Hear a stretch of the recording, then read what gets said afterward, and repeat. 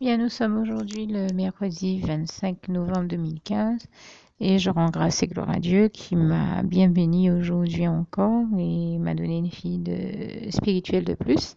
D'ailleurs, je vous ai témoigné qu'il y en a eu au moins trois. La veille, deux autres. Avec celle d'aujourd'hui, ça fait des cas que le Seigneur valide, des oui que le Seigneur dit, que je tenais à vraiment remercier pour tout cela aujourd'hui encore. Et puis aussi pour toutes les bonnes choses que le Seigneur m'envoie et dont il me bénit.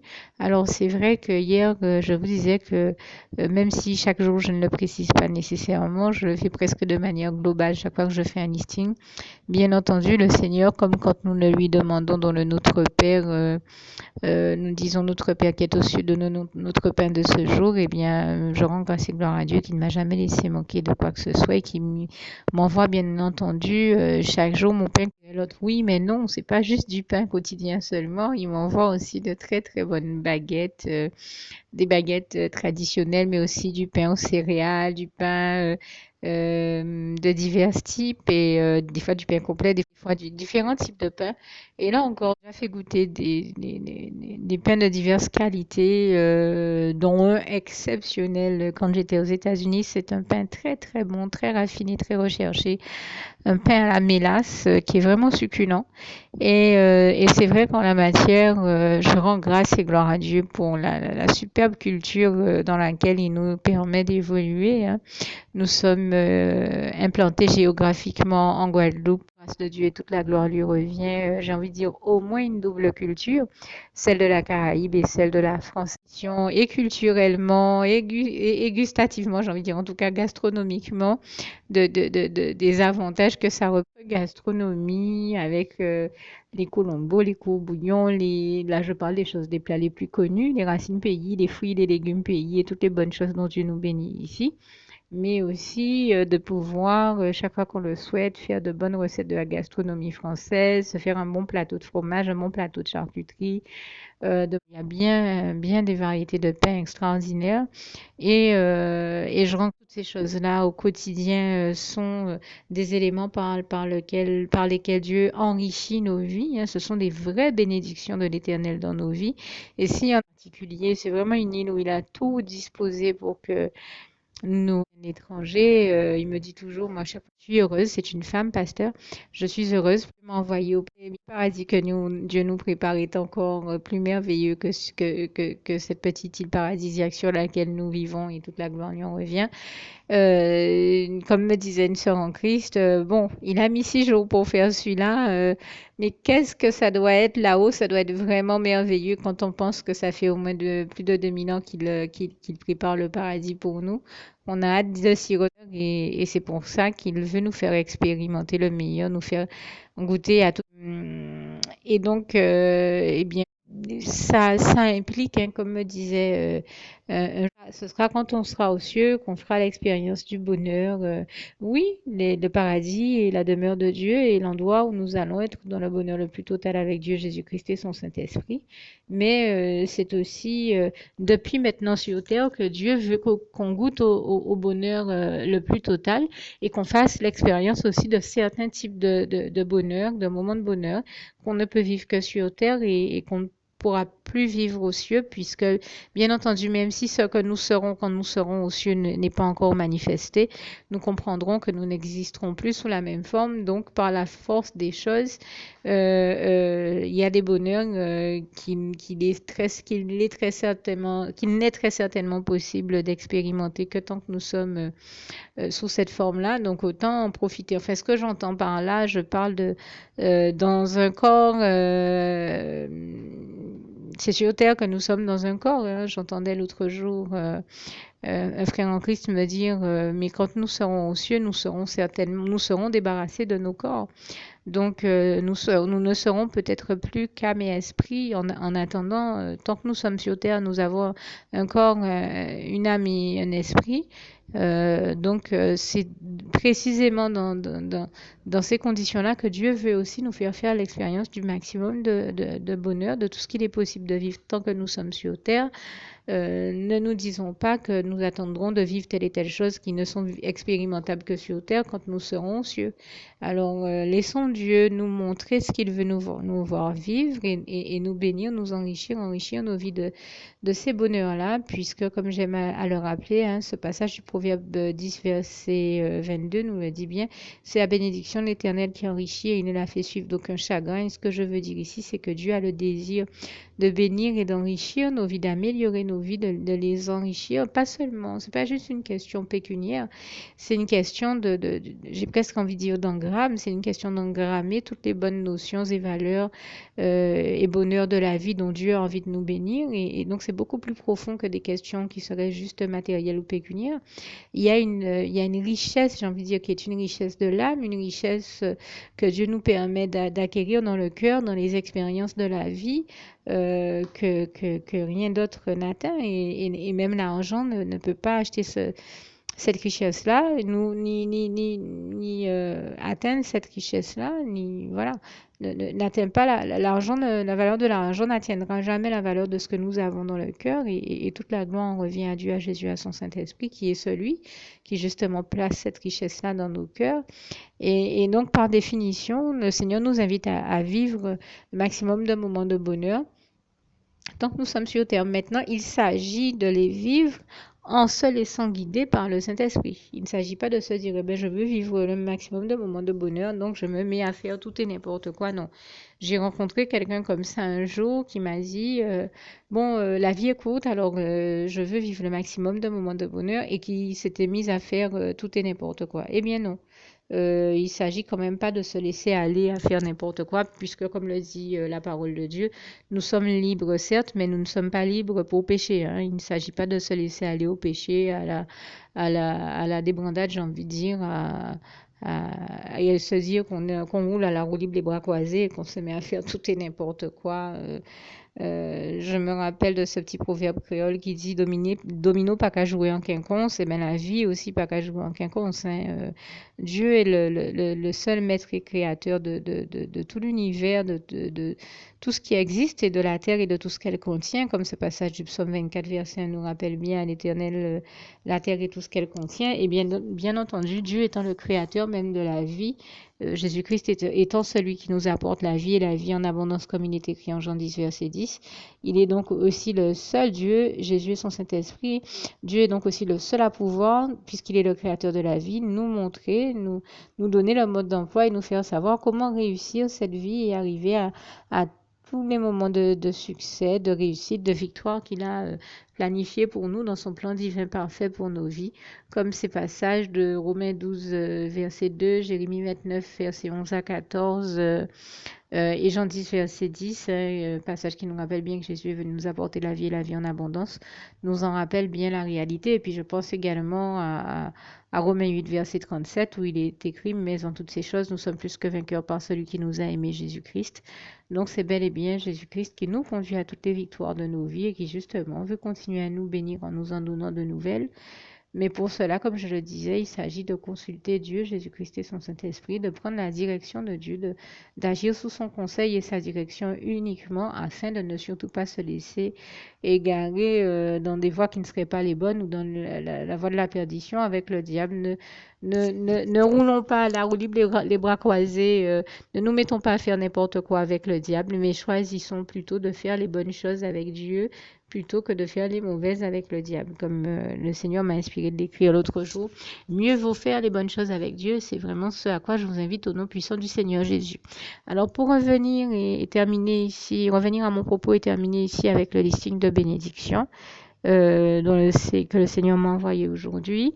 J'avais oublié de préciser que hier, le Seigneur m'a béni en me permettant d'avoir des tamarins. C'est un fruit qui fait partie de mes fruits préférés.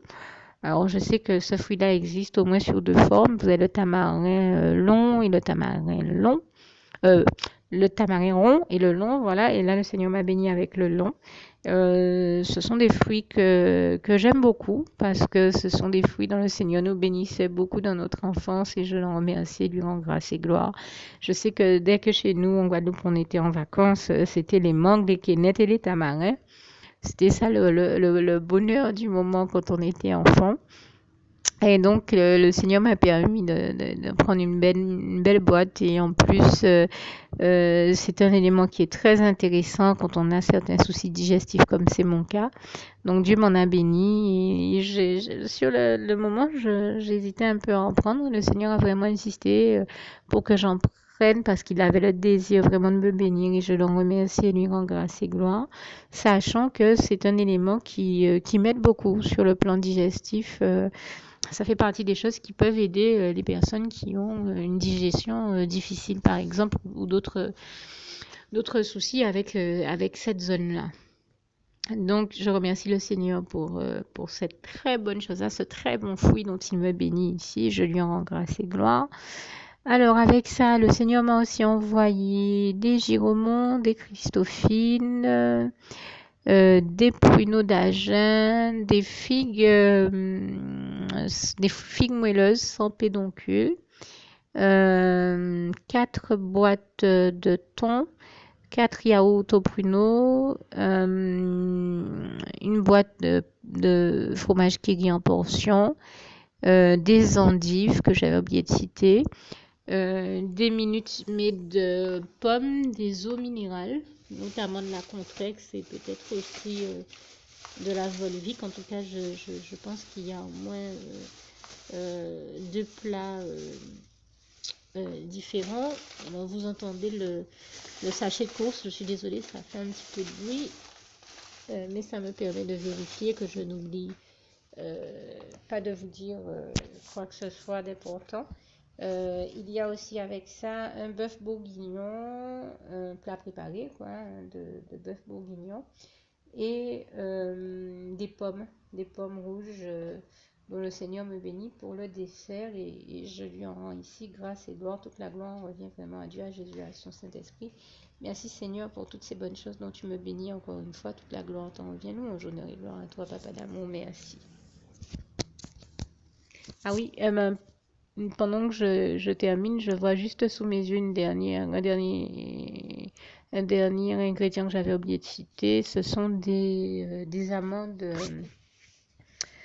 dont le Seigneur me bénit, puisque j'ai déjà eu l'occasion là aussi de vous dire comment c'est un élément nécessaire dans mon alimentation, puisque les amandes apportent un élément nutritif qui, dans mon cas, est vraiment très utile, pour ne pas dire incontournable. C'est pour ça que le Seigneur m'a béni, et là aussi, je l'en remercie et lui en rend grâce et gloire. Merci Seigneur, en tout cas, pour toutes ces bonnes choses. Louange, honneur et gloire à toi. Merci, Papa d'amour. Je t'aime et nous t'aimons, nous tous tes enfants. Louange, honneur et gloire à toi, Seigneur. Merci.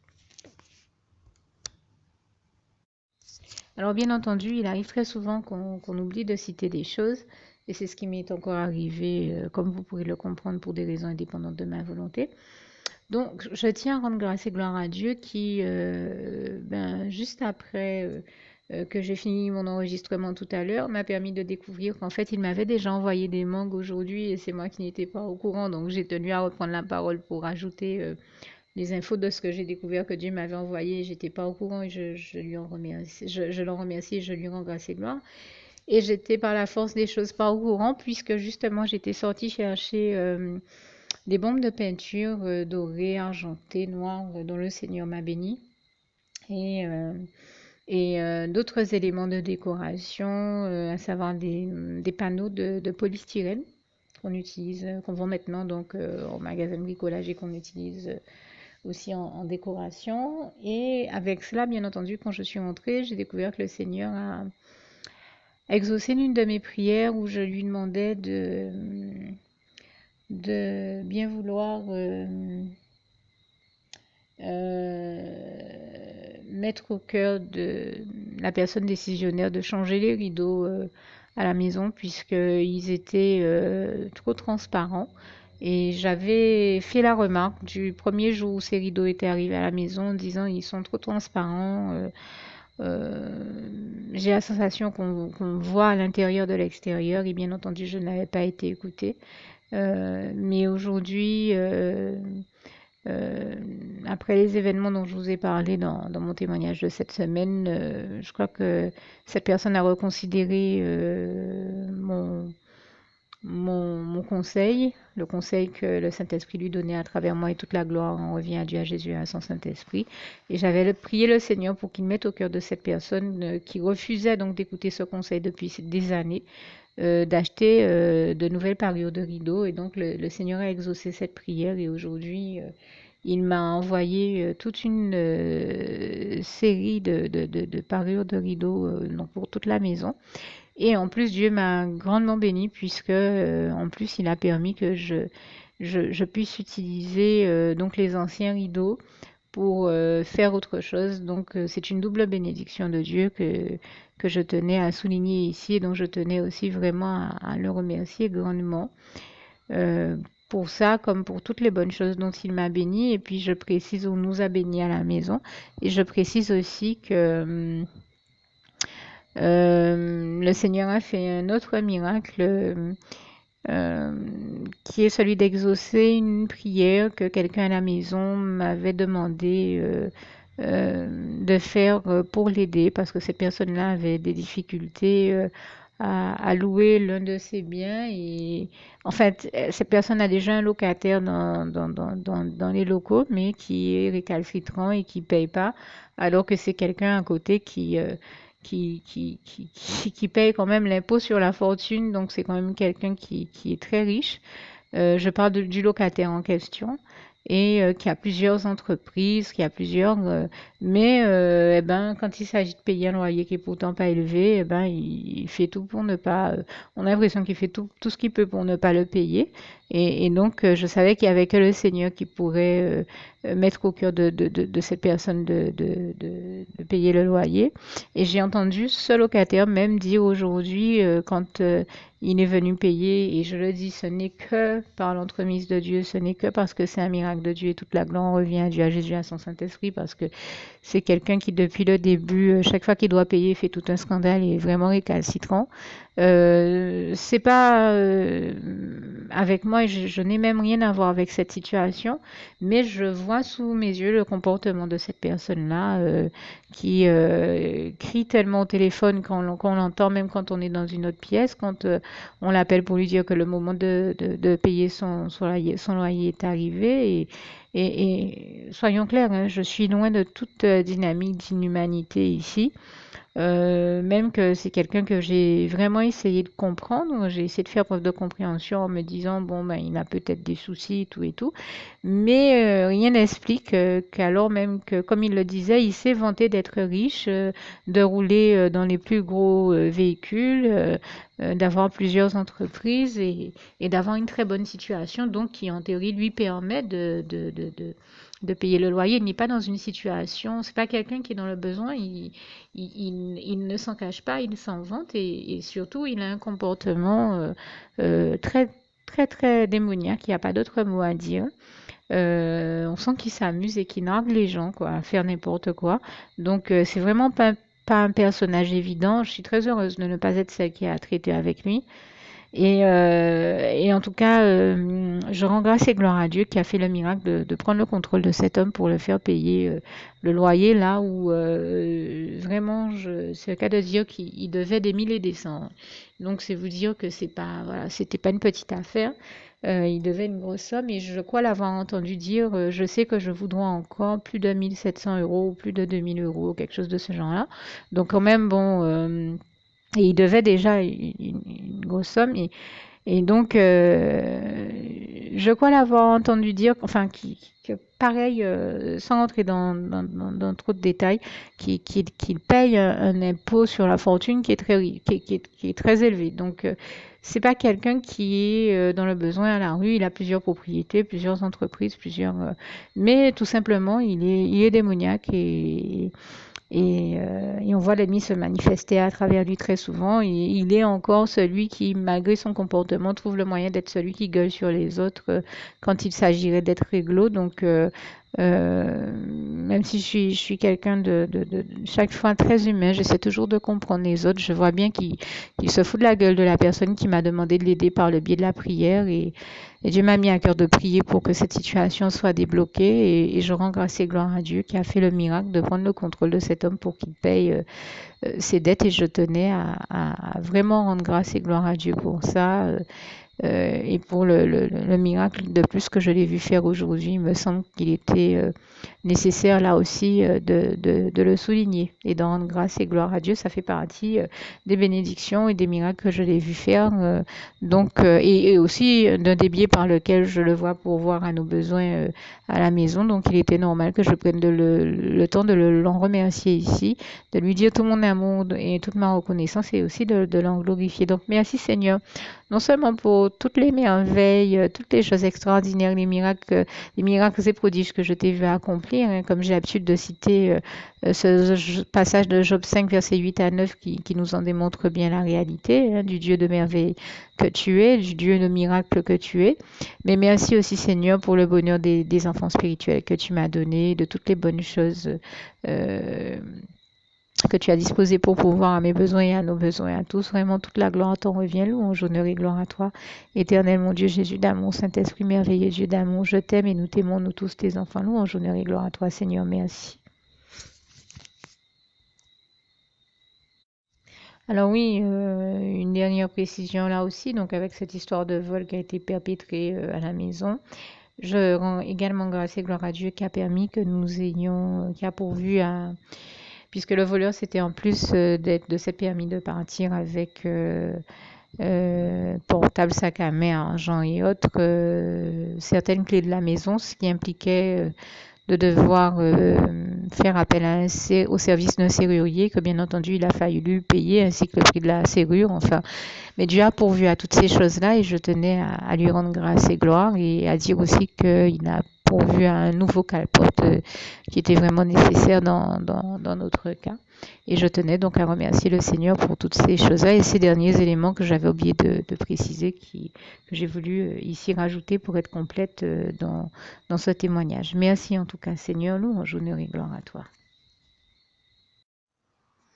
Alors, pour toutes celles et ceux qui ne l'auraient jamais encore fait auparavant, je partage avec vous ici la prière par le biais de laquelle le Seigneur Jésus m'a sauvé la vie et vous invite tout simplement à lui ouvrir vos cœurs, à être sincère avec lui dans ce que l'on va dire ici, puisque si Dieu me met à cœur de partager avec vous cette prière, tout comme il le fait toujours avec chacun de nous, c'est tout simplement parce que Dieu nous a sauvé la vie, m'a sauvé la vie et nous a sauvé la vie à tous, hein, tous ceux qui partageons avec les autres cette prière, et que nous l'avons vu nous faire tellement de bien, nous donner tellement d'amour, nous combler de bonheur dans les bras d'amour de Jésus, et bien que nous souhaitons au maximum de personnes d'aller aussi au paradis et de connaître le bonheur des bras d'amour de Jésus ainsi que d'être sauvés par lui.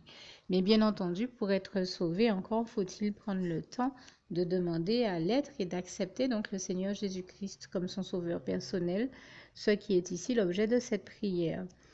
Alors, n'oubliez pas à cet effet qu'il est notamment écrit en Acte 4, verset 12, que Dieu, dans sa grande sagesse, dans sa sagesse infinie, a choisi le Seigneur Jésus-Christ, qu'il l'a mandaté, qu'il l'a délégué pour être le seul sauveur de toute l'humanité et qu'il n'y a aucun autre nom que celui du Seigneur Jésus-Christ qui nous ait été donné, qui ait été donné à toute l'humanité pour être sauvé. Voilà pourquoi nous avons la certitude qu'en acceptant le Seigneur Jésus comme notre sauveur personnel, nous faisons définitivement le bon choix, d'autant qu'il est également écrit en Jean 14, verset 6, Jésus-Christ est le chemin, la vérité et la vie. Nul ne va au Père Dieu sans passer par le Fils Jésus-Christ. Voilà pourquoi nous devons donc adresser au Seigneur Jésus la prière qui suit. Donc Seigneur Jésus-Christ, n'hésitez pas donc à dire cette prière à haute voix en vous mettant bien entendu dans un lieu où vous savez que vous pouvez prier en toute sérénité. Donc Seigneur Jésus-Christ, je t'accepte aujourd'hui comme mon sauveur personnel, moi un tel, vous dites votre nom et votre prénom. Et je te demande aussi, Seigneur, euh, vraiment de continuer à veiller sur moi et sur ma vie. Je remets d'ailleurs toute ma vie entre tes mains, éternel mon Dieu, Jésus d'amour, Saint-Esprit, puisque tu en es le Créateur. Je remets cette vie entre tes mains, je te la donne puisqu'elle t'appartient, puisque tu l'as créée. Et je te demande de me conduire à toutes les victoires et réussites que tu as prévues pour ma vie.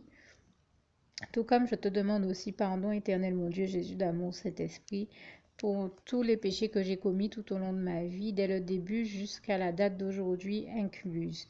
Pardon aussi, Seigneur Jésus, pour toutes les fois où j'ai fait mal à ton cœur.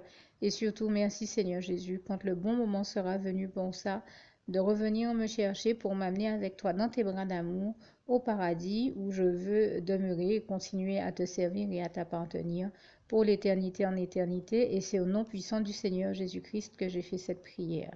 Soyez bénis, vous tous qui avez fait cette prière, que Dieu vous garde et vous bénisse tous, et surtout, n'oubliez pas de partager cette prière avec le maximum de personnes autour de vous, tous vos contacts, famille, amis et bien-aimés, et que Dieu vous en bénisse. À bientôt.